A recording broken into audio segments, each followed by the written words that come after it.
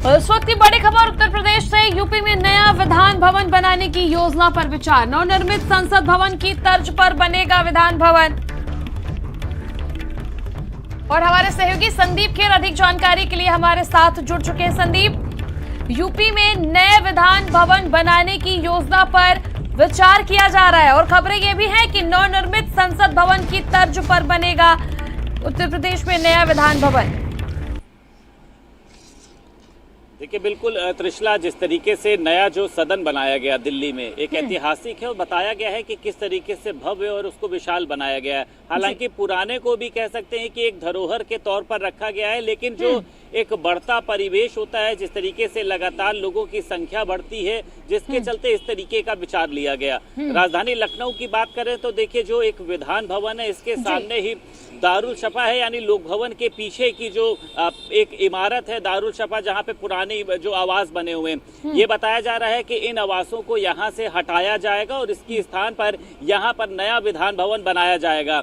नया विधान भवन है, देखिए वो आज की जरूरत के हिसाब से बनाया जा रहा है, क्योंकि देखिए पुराना विधान भवन जो है वो लंबे समय से यहाँ पर बना था। जिस तरीके से लगातार मैंने बताया कि लोगों की जब संख्या बढ़ती है, ट्रैफिक बढ़ता है, तमाम तरीके से जो यातायात का यहाँ पर कह सकते हैं कि आवागमन जो है उसमें विरोध उत्पन्न होता है। और देखिए 18वीं जिस तरीके से अगर सदन की बात करें, इसका जो कार्यकाल है वो 2027 में खत्म हो रहा है। सीएम योगी चाहते हैं कि एक कार्यकाल कम से कम नई सदन में हो, यानी 2027 के पहले इस विधान भवन को तैयार करने के निर्देश दिए गए। लगभग 3000 करोड़ रुपए जो है वो इसमें एक अनुमानित खर्च आएगा। 2023 और 24 में एक सांकेतिक बजट जो है 50,000 करोड़ रुपए का, उसकी जो राशि है वो भी जारी कर दी गई है। यानी तमाम व्यवस्थाओं को जांचा परखा जा रहा है और एक भव्य, और ये बताया जा रहा है कि भूकंप विरोधी होगा। एक तमाम तरीके से जो एक पत्थर है उसको यहाँ पर मंगवाया जाएगा। एक भव्य जो विधान भवन है उसको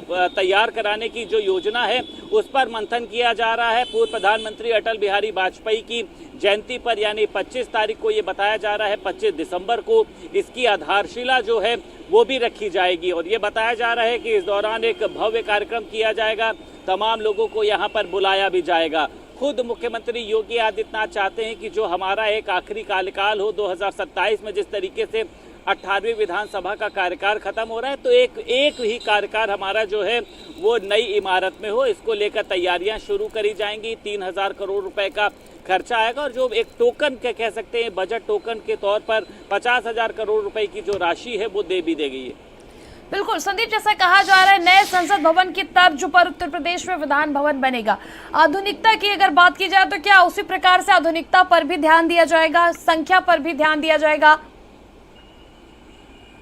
संदीप, देखिए बिल्कुल साफ तौर पर त्रिशला, आज के समय के हिसाब से विधान भवन बनाया जाएगा। जो पहले का विधान भवन है उसमें भी कोई कमी नहीं है, लेकिन जिस तरीके से देखिए लोगों का अनुपात बढ़ता है, लोगों की संख्या बढ़ती है। पहले के समय में लोगों के पास गाड़ियां कम थी, आज के समय में सभी के पास गाड़ियां हैं, तो ट्रैफिक व्यवस्था हो, पार्किंग व्यवस्था हो, तमाम तरीके की चीजों में गतिरोध भी उत्पन्न होता है।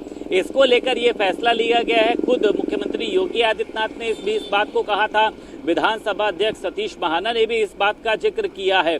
और 2023 और 24 में देखिए 50 करोड़ रुपए जो टोकन मनी है, यानी एक तरीके से कहा जाए कि जो सहमति है वो भी कर दी गई है। तो अब ये इंतजार है कि जब पूर्व प्रधानमंत्री अटल बिहारी वाजपेयी की जयंती होगी, यानी दिसंबर में, तब इसकी आधारशिला जो है वो रखी जाएगी। आधारशिला मुख्यमंत्री योगी आदित्यनाथ रखेंगे या फिर प्रधानमंत्री नरेंद्र मोदी लखनऊ पहुंचेंगे। ऐसे तमाम जो है अभी तक कयास हैं वो लगाए जा रहे हैं। लेकिन हाँ, ये कहा जा सकता है कि जहां एक तरफ दिल्ली में नई संसद भवन को लेकर चर्चा थी, वहीं अब उत्तर प्रदेश में नए विधान भवन पर भी चर्चा हो रही है। और आज के बाद देखिए ये चर्चा और तेज इसलिए भी हो जाएगी क्योंकि दिल्ली में देखिए नया जो संसद भवन बना है वो सभी ने देखा कल किस तरीके से प्रधानमंत्री नरेंद्र मोदी वहां पर पहुंचे और उन्होंने बताया कि कितने भव्य और शानदार तरीके से इसको बनाया गया है। तमाम लोगों की सहूलियत का ध्यान रखा गया है, किस तरीके से लोगों को कहां पर बैठना है।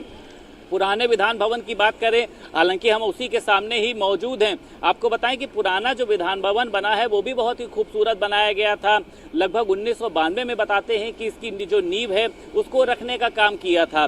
तो तमाम तरीके से अब जिस तरीके से देखिए व्यवस्थाएं आगे बढ़ रही हैं, जिस तरीके से चाहे विधानसभा के सांसदों की बात करें, विधायकों की बात करें, तमाम लोगों की संख्या जिस तरीके से बढ़ रही है उसके अनुपात में ये थोड़ा सा छोटा नजर आ रहा है।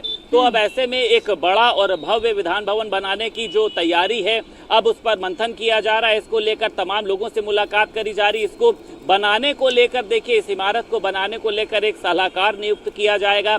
तमाम तरीके के अधिकारियों की जिम्मेदारी लगाई जाएगी कि किस तरीके से इसको तैयार करना है और कितने समय में इसको तैयार करना है। जैसा कि देखिए 18वीं विधानसभा का जो कार्यकाल है 2027 में समाप्त हो रहा है, यानी ये 2023 चल रहा है। 24, 25, 26, 27 4 साल में इतनी बड़ी विधान भवन का जो निर्माण करना है वो भी एक चुनौती है। लेकिन हाँ, जिम्मेदारी यही दी जाएगी कि जो 2034 और इसके पहले आपने जिक्र किया था ट्रैफिक का। जब सेशन चलता है तो ट्रैफिक का सामना आम जनता को करना पड़ता है। ऐसे में जहां पर नए विधान भवन बनाने की तैयारी चल रही है, क्या उतना लैंड एक्वायरमेंट वहां पे, इतनी लैंड है कि एक्वायर करके वहां पर नया विधान भवन बनाया जा सके? देखिए बिल्कुल, त्रिशला जो लोक भवन के पीछे का हिस्सा है दारुल शफा का, एक बड़ा एरिया है और देखिए वो तमाम वहां पर वीवीआईपीज लोगों को कनेक्ट भी करता है और विधान भवन के सामने का ही हिस्सा है। वीवीआईपी प्रोटोकॉल में आता है क्योंकि खुद लोक भवन में मुख्यमंत्री योगी आदित्यनाथ बैठते हैं। अब विधान भवन का जो हिस्सा है वो छोटा पड़ने की बजाय अब इसको यहाँ पर शिफ्ट किया जाएगा। यानी जो भी तमाम तरीके की कह सकते हैं कि जो यहाँ पे सत्र होता था वो सत्र यहाँ पे होगा।